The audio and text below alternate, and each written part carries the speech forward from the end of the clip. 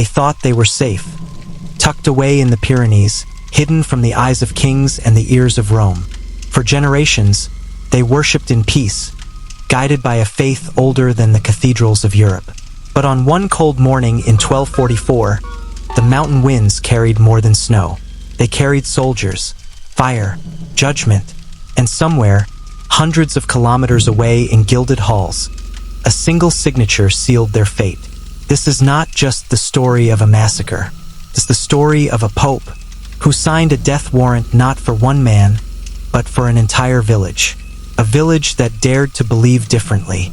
And it all began with a whisper of heresy.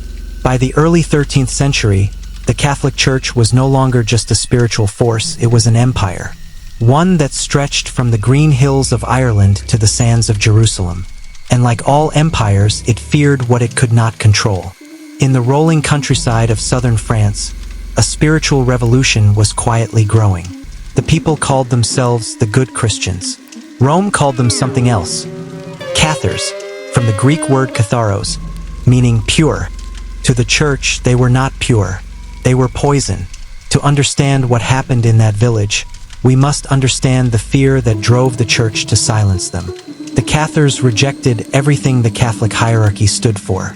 They renounced the material world, claimed the Pope was no more holy than a merchant, and preached that true salvation came through simplicity, not gold, not crusades, and certainly not indulgences. Their influence spread like wildfire, and soon entire towns were under Cathar belief. Priests were driven out, bishops humiliated. To Pope Innocent III, this wasn't a spiritual disagreement. It was rebellion, and so he declared a war unlike any other. Crusade, not in the Holy Land, but in Europe itself. It was called the Albigensian Crusade, and it began in 1209 with a massacre that stunned even hardened knights. In the city of Béziers, crusaders asked how to tell the Cathars from the Catholics. A church envoy gave a chilling answer: kill them all. God will know his own. Over 20,000 people were slaughtered in a single day. But the church wasn't done. Town by town, village by village, they hunted the Cathars, driving them further into the hills. Some converted, some were tortured, some simply vanished. And yet one stronghold remained, a lonely fortress high in the Pyrenees, Montsegur. To the Cathars, Montsegur was more than stone. It was sanctuary. But to the church, it was a nest of vipers that had to be burned out permanently. In 1243, Pope Innocent IV, who had continued the brutal work of his predecessors, signed an edict, a directive sent to the Inquisition, authorizing full military action, not against an army, but against a belief, against an idea. Thousands of crusaders surrounded Montsegur. The defenders were few. The Pope's forces cut off supplies. They waited. Days turned to weeks, then months. Hunger gnawed. Cold crept in. Still, the Cathars refused to surrender. Inside, families clung to faith. They knew what was coming. In March of 1244, the fortress finally fell. But before the gates opened, something strange happened. Dozens of Cathar believers, men, women, even children, walked out of the fortress willingly. They had been given a choice: renounce their beliefs and live, or remain faithful and die. None of them recanted. And so, on March 16, 1244, a massive pyre was built at the foot of the mountain. Over 200 people were burned alive in one of the largest mass executions of the Inquisition. A death sentence not for individuals, but for an entire worldview. And at the root of it all, a piece of parchment bearing the seal of a pope. But here's where the story takes a darker turn. Recent research into Vatican archives has uncovered disturbing records. The papal authorization to destroy Montsegur was not just religious. It was political. The Cathars weren't just spiritual dissenters.